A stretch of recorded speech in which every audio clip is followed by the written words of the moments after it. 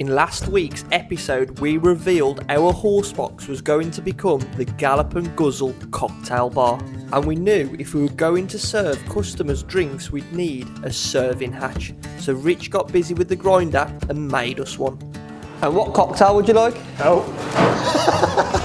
I then finished riveting the roof back in place. Nice and tight. And around 50 rivets later, we could then start looking at the internal framing for our Horsebox. Meanwhile, Rich cracked on with the steel framing for the hatch. The question is, was it square? 149.1 149.1 is 149.1. And somehow the answer was yes, so I could continue with the internal framing and then start applying the OBS board to that frame. And after another 5 or 10 boards went into place, we had somehow managed to complete the internal skin of the Horsebox. We then quickly tidied up and battered down the hatches ready for Christmas.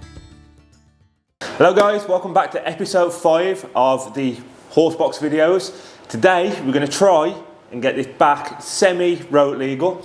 As you've seen on previous videos, we've As you've seen on previous videos, we've took all the lights and reflectors off the back. Today, I'm going to pop to the shop, get some brand new lights, some wiring. I'm going to put some electrics back in the Horsebox and hopefully fit all the new lights. When I was at the shop, we got a junction box, which I was going to put down in the far corner, but it sits perfectly there behind where the plywood's going to be.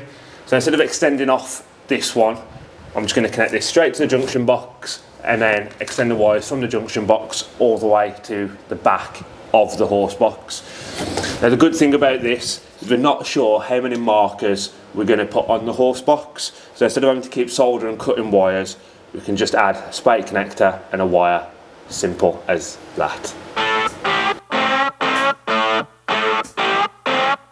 So all we had to go off was a pre-made plug and an actual wiring diagram. Rich had never done this before, so it was kind of a learning curve, but as you'll see now, it actually went pretty well and we were making good progress. Okay, so I'm going to try and explain, just so you know, for people that don't know too much about trailer connections. So you have a hookup which goes to your car.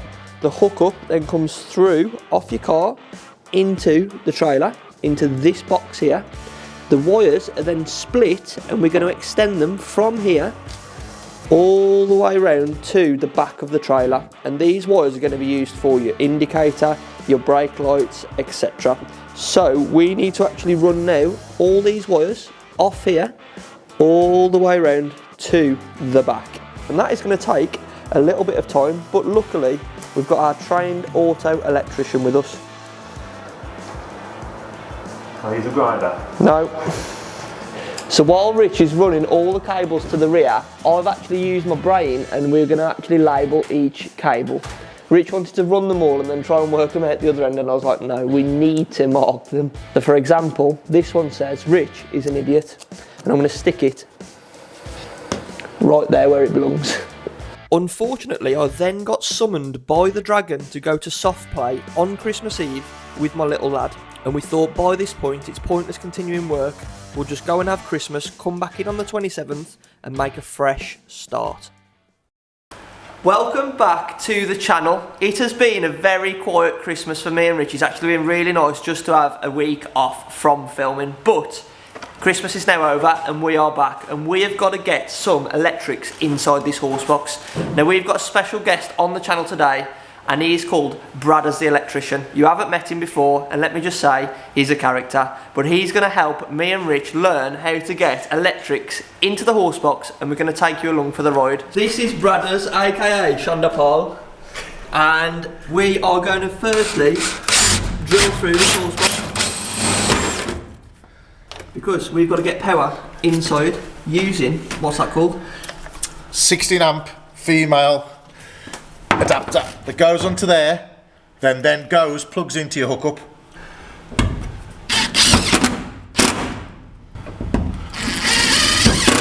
Boosh! So to get power into the Horsebox, we actually need to make up and build a cable that's going to allow power to come into it.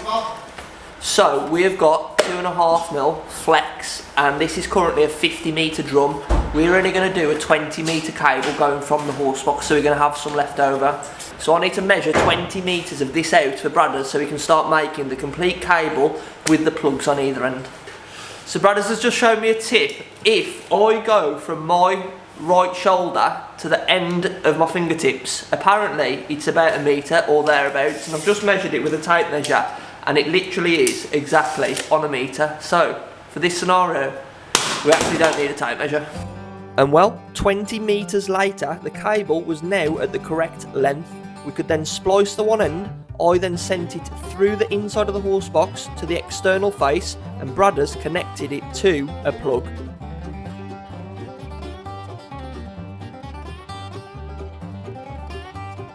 We then just repeated the exact same process but for the other end of the cable, and that then left us with a 20 metre hookup for the horse box.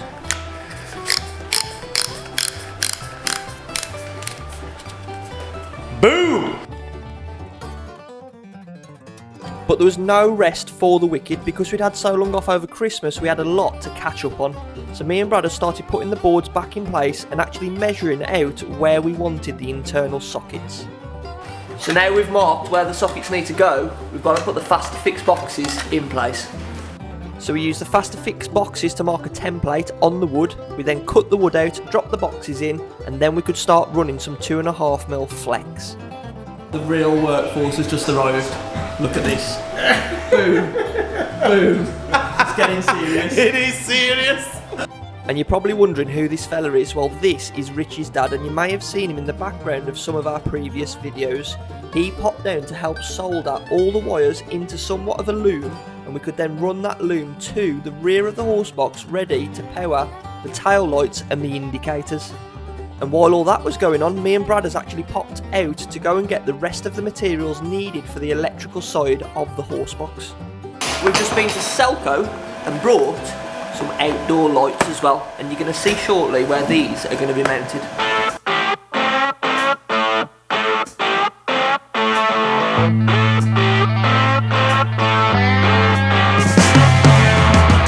We then unboxed the new RCD breaker, and Bradders here is demonstrating exactly where it's going to sit in the horse box.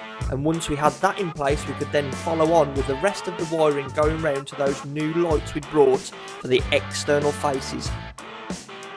The lights each came with their own bracket, which I'd actually put into place by this point. I'd fed the wires through, and I was waiting for Bradders to come and wire them so we could get the actual light on to the bracket. And while all this was going on, Rich was at the back of the trailer, taking some careful measurements ready for the indicators and the tail lights. And then if we go back inside the horse box, Bradders is doing his final bits of wiring into the RCD breaker. Ta-da! It's fair to say that after the Christmas break, we hadn't eaten too many mince pies because we were working like a well-oiled machine. And in this section here, you'll see exactly how much wiring has gone into this project. And the worst of it is, we're not even finished. It's a family show, this is. It's a family show, and you know I can't get them in.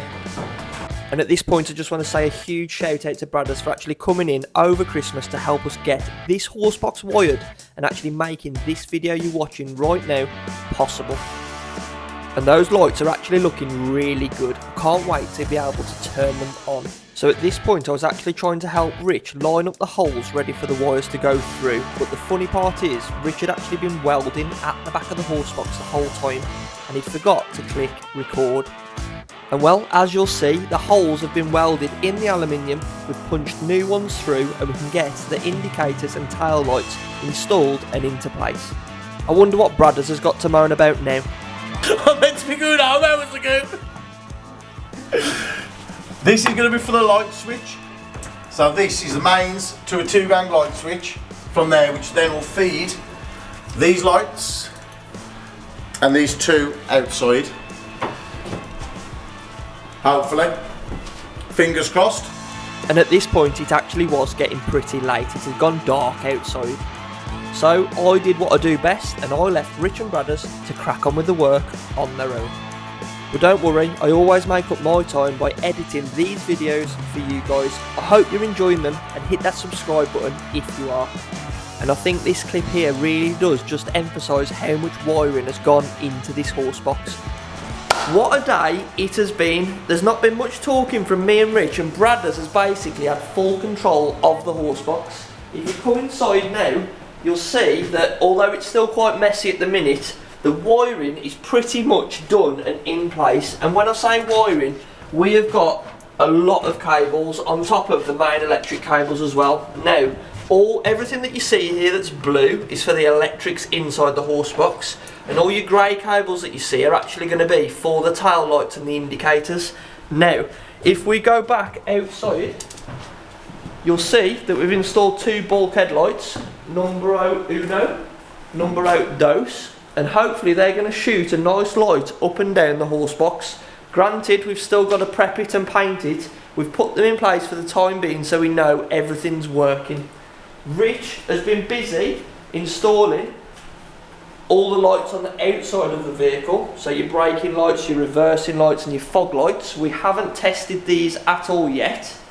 We've also installed the main power hookup to the Horsebox, which should be working. We have tested it earlier. Bradders has just left, but he assures us if you plug this fella in, like so, and then we go back inside the Horsebox. If you want to stay outside probably, to give you a good view, we turn the switches on down here.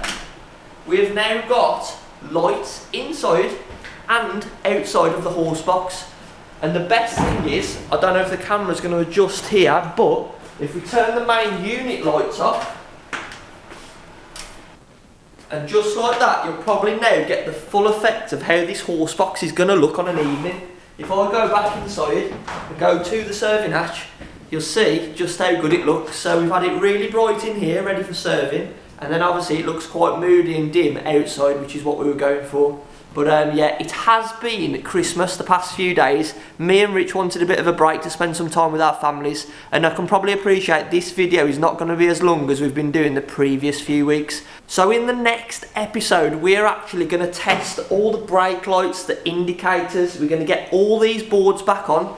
Rich has got a little bit more welding to do, and then we can get the inside of this Horsebox pretty much finished. But before we finish it, I think we should actually look at giving it some paint. But that is all still to be decided, and you'll have to wait till the next episode to find out what is going to happen. Thank you so much again for watching. I hope you've had a great Christmas, and by the time I see you again, it will be the new year. So I hope you've had a good new year as well. Thanks for watching. I'll see you next time.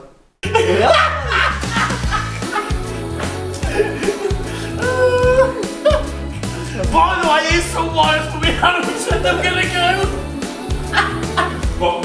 13, 14, 15, 16, 17, 18, 19, 20.